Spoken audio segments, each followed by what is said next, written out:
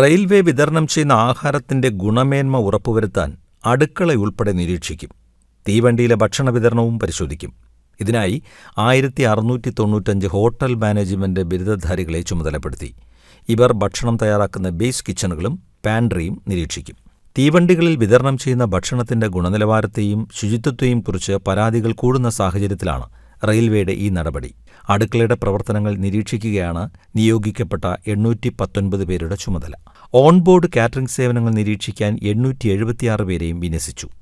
കരാർ അടിസ്ഥാനത്തിൽ 2 വർഷത്തേക്കാണ് നിയമനം. കേരളം ഉൾക്കൊള്ളുന്ന ദക്ഷിണ റെയിൽവേയിൽ 48 പേരെ നിയമിച്ചിട്ടുണ്ട്.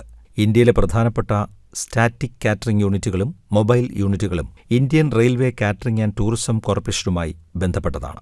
റെയിൽവേ ശൃംഖലയിൽ പ്രതിദിനം 16.5 ലക്ഷം പേർ ഭക്ഷണം കഴിക്കുന്നതായാണ് IRCTC കണക്ക്.